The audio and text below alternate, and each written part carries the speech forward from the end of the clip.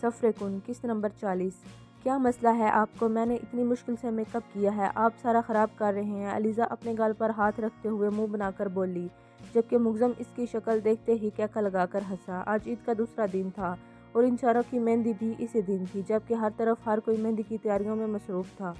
کوئی کچھ کر رہا تھا اور کوئی کچھ۔ سب لوگ حویلی آ چکے تھے اور مہندی کا انتظام ہال میں کیا گیا تھا۔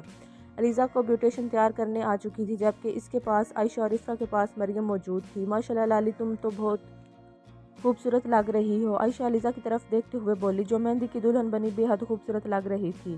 ماشاءاللہ میری بچی کتنی پیاری لگ رہی ہے، آمنہ بیگم علیزہ کی طرف دیکھتے ہوئے بولی تو علیزہ ان کی طرف دیکھتی مسکرا دی۔ قبضہ گروپ اونر، ہماری بھی باری آنے دو، ہمیں بھی دیکھنے دو ہماری بہن کتنی پیاری لگ رہی ہے۔ عائشہ کو اپنے پیچھے سے عمر کی آواز سنائی دی، جبکہ اس کے قبضہ گروپ اونر کہنے پر وہاں پر موجود سب افراد نے اپنی مسکراہٹ دبائی تھی۔ لو دیکھ لو، تم کھانے نہیں لگی میں تمہاری بہن کو، عائشہ جل کر عمر کی طرف دیکھتے ہوئے بولی۔ تمہارا بس چلے تو تم کھا بھی جاؤ، مگر کیا ہے نہ کہ ہمیں ہماری بہن بہت پیاری ہے، اس لیے تم اس سے پہلے اسے کھاؤ، ہم اس سے پہلے ہی تم تک پہنچ جاتے ہیں تاکہ تم ایسا کوئی بھی کام سر انجام نہ دے سکو۔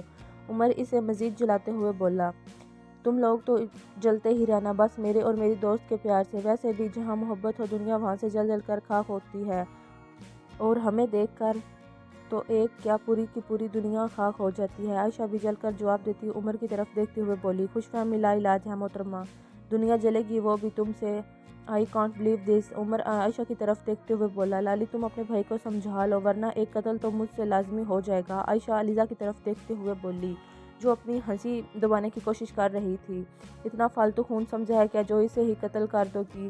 میں تو ابھی لکھ کر رکھتا ہوں کہ اگر میں کسی بھی دن اچانک مر گیا تو اس کے پیچھے محترمہ عائشہ منصور کا ہاتھ ہوگا۔ عمر لاپرواہ انداز میں بولتا علیزہ کی طرف بڑھا، اچھا بس کرو تم لوگ کتنا لڑتے ہو، اور تم عمر تھوڑا لحاظ کرو، عقل کر لیا کرو تھوڑی سی۔ آمنہ بیگم عمر کو گھوری سے نوازتے ہوئے بولی، ماشاءاللہ ہماری شہزادی تو آج شہزادیوں کو بھی مات دینے کے چکر میں ہے۔ عمر علیزہ کا ماتھا محبت سے چومتے ہوئے بولا، جبکہ بھائی کی اس قدر محبت پر علیزہ بے حد خوش ہوتی مسکرا اٹھی، بھائی ہمیں بھی ملنے دو اپنی شہزادی سے۔ علیزہ کو اپنے پیچھے سردار صاحب کی آواز سنائی دی تو وہ فوراً اٹھ کھڑی ہوئی، بابا جان، علیزہ بولتی ہوئی ان کی طرف بڑھی اور ان کے گلے لگ گئی۔ سردار صاحب نے محبت سے اپنی بیٹی کو دیکھا اور اس کے ماتھے پر بوسہ دیا، اپنی جیب سے پیسے نکالے اور بغیر گنے ہی سارے کے سارے اس کے سر سے وار دیے۔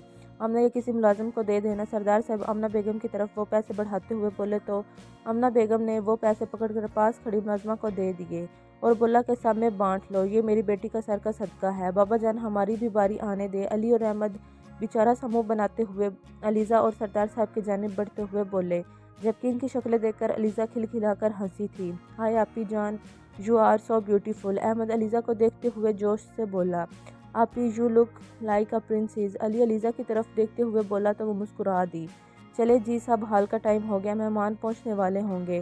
عاصم اونچی آواز میں بولتا ہوا لاؤنج میں داخل ہوا۔ ماشاءاللہ، عاصم علیزہ کی طرف دیکھتے ہوئے بولا، میں آپی اور بھائی ہم ایک ساتھ آئیں گے، علی اور احمد تم دونوں ماں اور بابا کے ساتھ جاؤ گے۔ عاصم سب کی طرف دیکھتے ہوئے بولا، عائشہ میرے ساتھ جائے گی۔ علیزہ عاصم کی طرف دیکھتے ہوئے بولی تو وہ ہاں میں سر ہلاتا آگے چل دیا، جبکہ سب اس کے پیچھے پیچھے ہی تھے۔ افرا تیار ہو گئی بیٹا؟ سمرا بیگم یہ مریم سے پوچھا۔ جی آنٹی بس تیار ہو گئی ہے، بیوٹیشن والی بس اس کا لاسٹ ٹچ دے رہی ہیں، آپ آ جائیں اور دیکھ لیں اسے آ کر۔ مریم انہیں مسکرا کر جواب دیتی افرا کے کمرے میں چلی گئی، جبکہ سمرا بیگم بھی اس کے ساتھ ہی تھی۔ ماشاءاللہ میری بیٹی تو بہت خوبصورت لگ رہی ہے، سمرا بیگم افرا کی طرف دیکھتے ہوئے بولی، جو مہندی کے جوڑے میں بہت خوبصورت لگ رہی تھی۔ سمرا بیگم کی بات سن کر افرا مسکرائی، کتنا ٹائم لگے گا؟ سمرا بیگم بیوٹیشن کی طرف دیکھتے ہوئے بولی، بس میم ان کا دوپٹہ سیٹ کرنا ہے اور پھر یہ ریڈی ہیں۔ بیوٹیشن نے سمرا بیگم کو جواب دیا اور افرا کا دوپٹہ سیٹ کرنے لگی۔ ٹھیک ہے مریم، اس کا دوپٹہ سیٹ ہو جائے تو اسے لے کر آ جانا، ہم سب نیچے انتظار کر رہے ہیں، مہمان بس پہنچنے والے ہوں گے۔ سمرا بیگم مریم کو ہدایت دیتی کمرے سے چلی گئی۔ بھابی پہنچ گئی ہال میں؟ افرا مریم کی طرف دیکھتے ہوئے بولی، نہیں وہ لوگ نکل گئے ہوئے ہیں، راستے میں ہیں، بس پہنچنے والے ہوں گے، ہمیں بھی جلد سے جلد پہنچنا ہے۔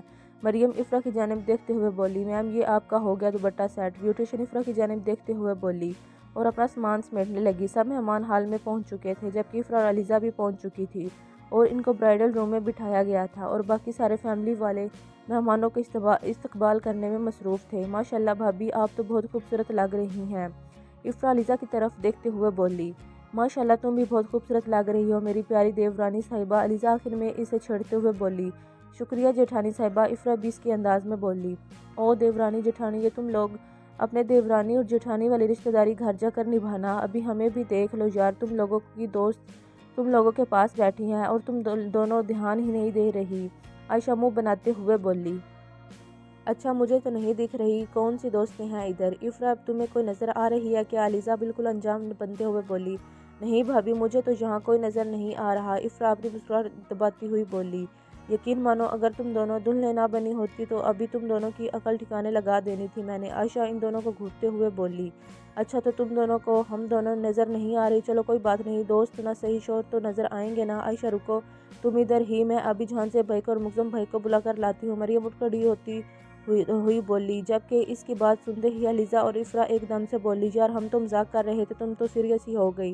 علیزہ ان دونوں کی طرف دیکھتے ہی ہنستے ہوئے بولی، دلہنیں نہ تو بولتی اور نہ ہی مذاق کرتی ہیں، اس لیے اب تم دونوں چپ کر کے بیٹھنا۔ عائشہ ان دونوں کو انگلی اٹھا کر وارن کرتے ہوئے بولی، کیوں دلہنیں نہیں بولتی؟ میں تو بولوں گی، تم چپ کر کے بیٹھو بس۔ علیزہ الٹا عائشہ کو چپ کرواتی ہوئی بولی، کیسی احمق لڑکی ہو، ایک تو میں تمہیں سمجھا رہی ہوں، اوپر سے تم مجھے ہی چپ کروا رہی ہو۔ عائشہ پوری دادی اماں والی ایکٹنگ کرتے ہوئے ہاتھ ہلا ہلا کر بولی، تم میری دادی اماں کا رول مت پلے کرو، بس چپ کر کے بیٹھو جاؤ۔